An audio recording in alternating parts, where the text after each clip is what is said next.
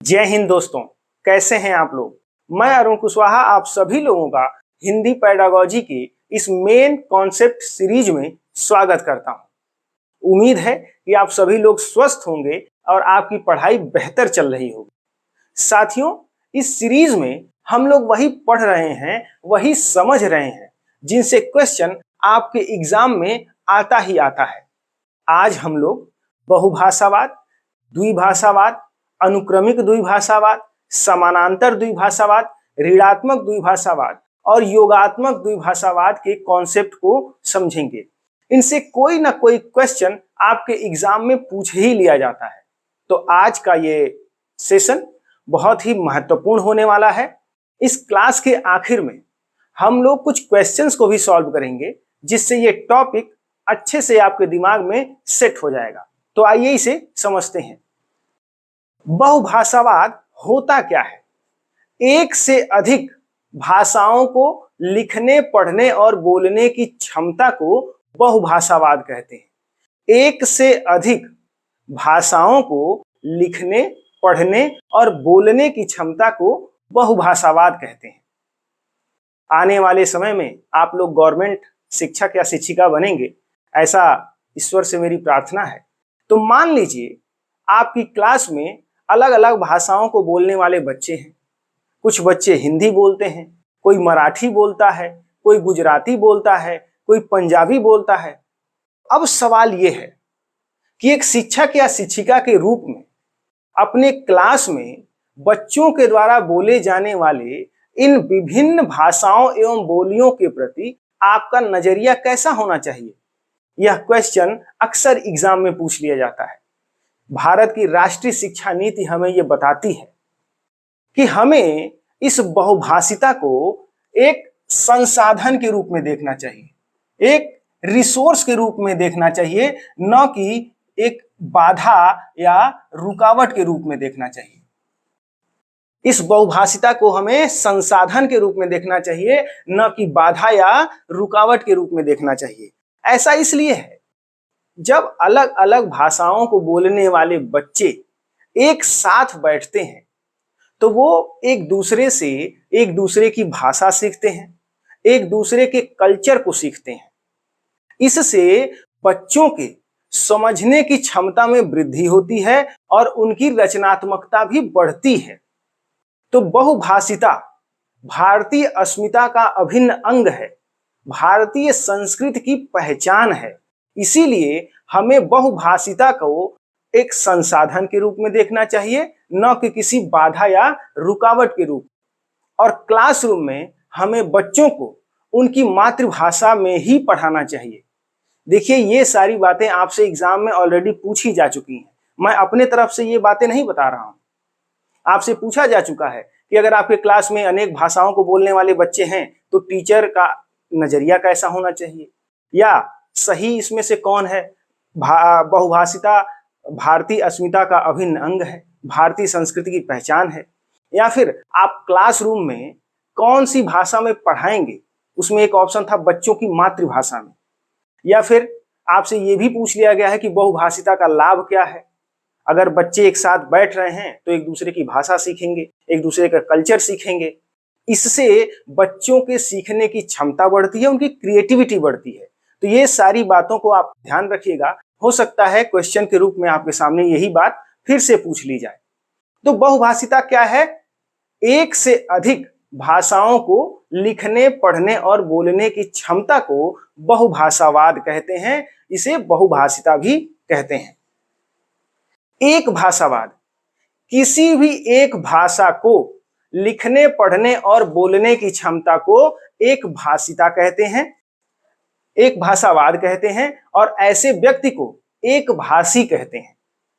द्विभाषावाद दो भाषाओं को लिखने, पढ़ने और बोलने की क्षमता को द्विभाषावाद कहते हैं। ऐसे बच्चे को या व्यक्ति को द्विभाषी कहते हैं। देखिए, ये द्विभाषावाद कई प्रकार का होता है। आइए इन्हें समझते हैं। सबसे पहला है समानांतर द्विभाषावाद। इस समानांतर द्विभाषावाद को एक साथ द्विभाषावाद भी कई बार एग्जाम में लिखकर पूछ लिया जाता है। तो एक साथ द्विभाषावाद और समानांतर द्विभाषावाद ये दोनों बातें एक ही हैं। ये समानांतर द्विभाषावाद होता क्या है? देखिए, जब बच्चा एक साथ दो भाषाएं सीखे तो उसे कहते हैं समानांतर द्विभाषावाद।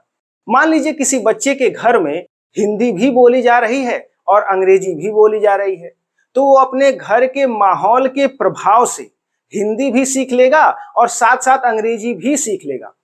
इसी को कहते हैं समानांतर द्विभाषावाद। दूसरा है अनुक्रमिक द्विभाषावाद। मान लीजिए कि किसी बच्चे को या किसी व्यक्ति को वो पहले एक भाषा सीखता है, उसके बाद दूसरी भाषा सीखता है, इसको कहेंगे अनुक्रमिक द्विभाषावाद, क्रम से। मान लीजिए कि कोई व्यक्ति है जो किसी हिंदी भाषी क्षेत्र का पढ़ा लिखा है, वो बॉम्बे चला गया, वहां पर वो नौकरी करने लगा। नौकरी करने के दौरान उसने ये महसूस किया कि अगर उसे अंग्रेजी भाषा भी आती तो ज्यादा बेहतर होता, तो उसने अंग्रेजी भाषा सीख ली और द्विभाषी हो गया। तो यह अनुक्रमिक द्विभाषावाद का उदाहरण हुआ कि पहले उसे हिंदी आती थी, बाद में उसने एक दूसरी भाषा सीखी, इंग्लिश सीखी। तो एक भाषा के बाद दूसरी भाषा सीखने को अनुक्रमिक द्विभाषावाद कहते हैं। ऋणात्मक द्विभाषावाद, आजकल इससे क्वेश्चन खूब पूछा जा रहा है। तो देखिए, जब किसी व्यक्ति को दो भाषाएं आती हैं और दूसरी भाषा का प्रयोग इतना अधिक हो जाए कि पहली भाषा भूलने लगे, उसे कहते हैं ऋणात्मक द्विभाषावाद। मान लीजिए कोई व्यक्ति इंडिया का है और उसकी अमेरिका में नौकरी लग गई और वो वहां पर चला गया। अब अमेरिका में सारा काम अंग्रेजी में ही होगा, उसी का अधिक से अधिक प्रयोग होगा, हिंदी का कम से कम प्रयोग होगा जब वो अपने घर पे किसी से बात करेगा या दोस्तों में। तो जब वो काफी समय के बाद 10-15 साल के बाद मान लीजिए हिंदुस्तान वापस आता है, तो उसे हिंदी में धारा प्रवाह से बातचीत करने में समस्या होगी, क्योंकि हिंदी का प्रयोग अमेरिका में ऋणात्मक हो गया था, घट गया था। इसी को कहते हैं ऋणात्मक द्विभाषावाद। अगला है योगात्मक द्विभाषावाद। देखिए, जब कोई व्यक्ति दूसरी भाषा सीख रहा हो और दूसरी भाषा के साथ साथ अपनी पहली भाषा को भी मजबूत बनाते चले, तो उसे कहते हैं योगात्मक द्विभाषावाद। मान लीजिए आपको हिंदी पहले से आती है और आप अंग्रेजी सीख रहे हैं, तो आप अंग्रेजी सीखने के चक्कर में हिंदी को भूलते ना जाएं, बल्कि अंग्रेजी के साथ साथ हिंदी को भी मजबूत बनाते चलें, तो इसको कहेंगे योगात्मक द्विभाषावाद। तो बहुभाषावाद क्या होता है? एक से अधिक भाषाओं को लिखने, पढ़ने और बोलने की क्षमता को बहुभाषावाद, किसी एक भाषा को लिखने पढ़ने की क्षमता को एक भाषावाद, दो भाषाओं को लिखने पढ़ने की क्षमता को द्विभाषावाद। जब बच्चा दो भाषाएं एक साथ सीखता है तो उसको कहते हैं समानांतर द्विभाषावाद। अनुक्रमिक द्विभाषावाद क्या होता है? जब एक भाषा आप पहले सीखें, उसके बाद दूसरी भाषा सीखें, तो वो होता है अनुक्रमिक द्विभाषावाद। ऋणात्मक द्विभाषावाद, जब आपको दो भाषाएं आती हों और दूसरी भाषा का प्रयोग इतना अधिक हो जाए कि पहली भाषा भूलने लगे, उसको कहेंगे ऋणात्मक द्विभाषावाद। और जब आप दूसरी भाषा सीख रहे हों, उसके साथ साथ आप पहली भाषा को भी मजबूत बनाते चलें, तो उसे कहेंगे योगात्मक द्विभाषावाद। तो ये बहुभाषावाद और द्विभाषावाद का पूरा कॉन्सेप्ट रहा। आइए अब इस टॉपिक से एग्जाम में पूछे हुए कुछ क्वेश्चंस को भी सॉल्व करते हैं, जिससे ये टॉपिक अच्छे से आपके दिमाग में बैठ जाए। पहला क्वेश्चन है, चेतन की प्रथम भाषा भोजपुरी है, वह तमिलनाडु गया, अब वह भोजपुरी नहीं बोलता है और अपने साथियों से केवल अंग्रेजी में ही बोलता है। जब नई द्वितीय भाषा प्रथम भाषा का स्थान लेती है तो यह स्थिति किस बात की द्योतक है? इस स्थिति को कहते हैं ऋणात्मक द्विभाषावाद। देखिए, अभी हमने ये समझा कि जब बच्चा दो भाषाएं जानता हो और दूसरी भाषा का प्रयोग इतना अधिक हो जाए कि पहली भाषा भूलने लगे, या फिर दूसरी भाषा का प्रयोग इतना अधिक हो कि पहली भाषा को प्रयोग करने की स्थिति ही ना बने, तो उसे कहेंगे ऋणात्मक द्विभाषावाद। यहाँ चेतन अब भोजपुरी नहीं बोल रहा, बल्कि अपने साथियों से केवल अंग्रेजी में ही बोल रहा है, यानी कि भोजपुरी का प्रयोग ऋणात्मक हो गया, घट गया। इसको कहते हैं ऋणात्मक द्विभाषावाद। सेकंड क्वेश्चन है, संसाधन के रूप में बहुभाषिता का क्या अर्थ है? अभी हमने ये समझा है कि बहुभाषिता को हमें एक रिसोर्स के रूप में देखना चाहिए, एक संसाधन के रूप में देखना चाहिए, न कि किसी बाधा या रुकावट के रूप। इसका सही अर्थ क्या है? पहला ऑप्शन है भाषा शिक्षण के लिए शिक्षार्थियों की भाषा का प्रयोग करना, विज्ञान तथा भाषाओं के शिक्षण की विधियों के रूप में शिक्षार्थियों की भाषा का प्रयोग करना, कक्षा में शिक्षार्थियों के परिवार की भाषाओं का प्रयोग करना, कक्षा में शिक्षार्थियों की भाषा की पाठ्य सामग्री, विचारों, अभ्यासों और सांस्कृतिक पहलुओं का प्रयोग करना। देखिए, जब आप एग्जाम देने जाएंगे तो कई क्वेश्चंस में आपको ऐसा लगेगा कि ये भी ऑप्शन सही हो सकता है और ये भी, क्योंकि कई ऑप्शंस ऐसे होते हैं जो सही होते हैं, जैसे कि इस क्वेश्चन में है, लेकिन हमें उसी ऑप्शन को टिक करना है जो सबसे बेहतर होगा। जैसे पहला जो ऑप्शन है भाषा शिक्षण के लिए शिक्षार्थियों की भाषा का प्रयोग करना, यह भी बिल्कुल सही बात है। दूसरा है विज्ञान तथा भाषाओं की शिक्षण की विधियों के रूप में शिक्षार्थियों की भाषा का प्रयोग करना, ये गलत है। हमें केवल विज्ञान और भाषा के शिक्षण विधियों के रूप में नहीं, बल्कि हर विषय के शिक्षण विधि के रूप में बच्चे की ही भाषा का प्रयोग करना चाहिए। जो थर्ड ऑप्शन है कक्षा में शिक्षार्थियों के परिवार की भाषा का प्रयोग करना, यह भी बिल्कुल सही बात है। चौथा ऑप्शन है कक्षा में शिक्षार्थियों की भाषा की पाठ्य सामग्री होनी चाहिए, यानी कि जो पाठ्य सामग्री बच्चे की है वो भी उस शिक्षार्थी की अपनी भाषा में हो। क्लासरूम में जो विचार विमर्श हो रहा है वो भी बच्चे की ही भाषा में हो। क्लासरूम में अगर किसी तरह का कोई अभ्यास करवाया जा रहा है वो भी बच्चे की भाषा में हो। और अगर टीचर पढ़ाते हुए बच्चे को कोई एग्जाम्पल दे रहा हो तो वो एग्जाम्पल भी उस बच्चे के कल्चर से रिलेट करता हुआ हो, ताकि बच्चे को अच्छे से समझ में आए। तो ये ऑप्शन सबसे ज्यादा सही दिख रहा है बाकियों की तुलना में। तो इसमें हम सही किसको मानेंगे? 4 को। जबकि सही ऑप्शन 1 भी है कि हमें शिक्षार्थियों की भाषा का प्रयोग करना चाहिए, और थर्ड ऑप्शन भी सही है कि कक्षा में बच्चे के परिवार का भाषा का प्रयोग करना चाहिए। लेकिन जो फोर्थ ऑप्शन है वो काफी बड़े रेंज को कवर कर रहा है, इसलिए हमें इस फोर्थ ऑप्शन को ही सही टिक करना चाहिए। भारत में बहुभाषावाद के संदर्भ में अध्यापक के लिए क्या समझना जरूरी है? पहला ऑप्शन है विविधता भरे समाज में एक भाषा की नीति बनानी चाहिए। भाषा, अस्मिता और संस्कृति ये भिन्न भिन्न अस्तित्व रखती हैं। संप्रेषण से सामाजिक संबद्धता स्थापित होती है। अल्पसंख्यक भाषाओं को प्रभुत्वशाली भाषाओं में मिला देना चाहिए।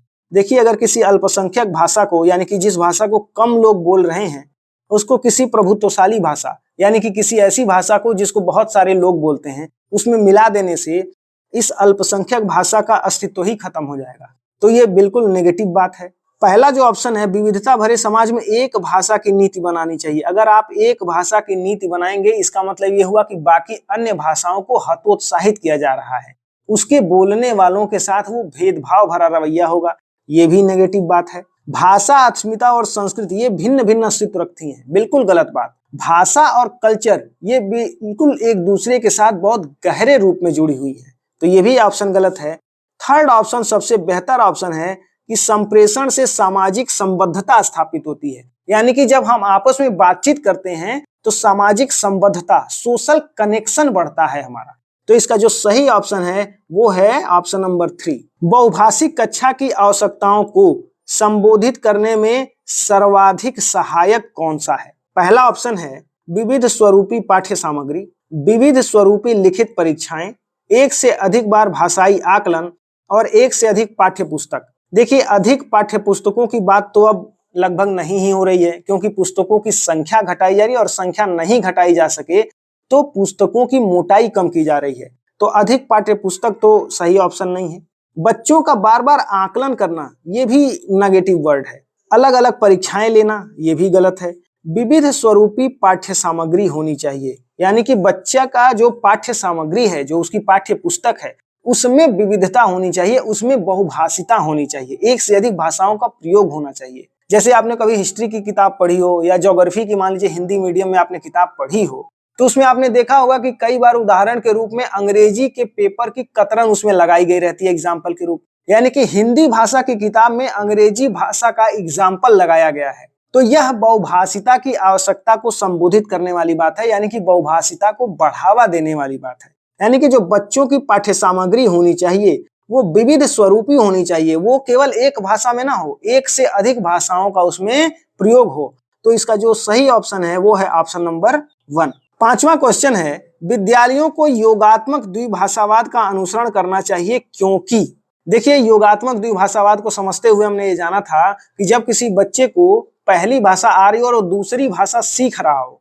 तो दूसरी भाषा के साथ साथ वो पहली भाषा को भी बढ़ावा देते चले, उसको साथ साथ मजबूत बना चले, तो उसके कहेंगे योगात्मक द्विभाषावाद। आपके ऑप्शंस जो दिए हैं वो है कि बच्चे की भाषा को समुन्नत करती है, जो योगात्मक द्विभाषावाद है वो बच्चे की भाषा को समुन्नत करती है परंतु उसकी संस्कृति को नहीं। बिल्कुल गलत बात है। भाषा और संस्कृति एक दूसरे के साथ गहरे जुड़े हुए होते हैं। अगर भाषा बेहतर हो रही है तो वो उसके साथ साथ बेहतर तरीके से कल्चर को भी सीख पाएगा। प्रथम भाषा के विकास में अवरोध पैदा करता है? बिल्कुल नहीं।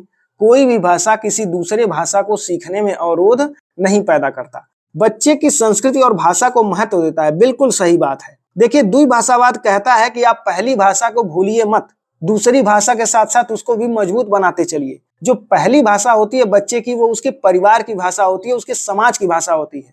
और अगर आप उसके पहली भाषा को मजबूत बनाते चलेंगे तो इससे आप उस बच्चे के कल्चर को और उसकी पहली भाषा को महत्व दे रहे हैं, जबकि अंग्रेजी को द्वितीय भाषा के रूप में महत्व देना ये नहीं है। क्योंकि योगात्मक द्विभाषावाद ये बात नहीं कहता कि किस भाषा को महत्व देना है, वो ये कहता है कि बच्चे की जो पहली भाषा है उसको साथ साथ मजबूत बनाते चलना है। तो इसका जो सही ऑप्शन है वो है ऑप्शन नंबर 3।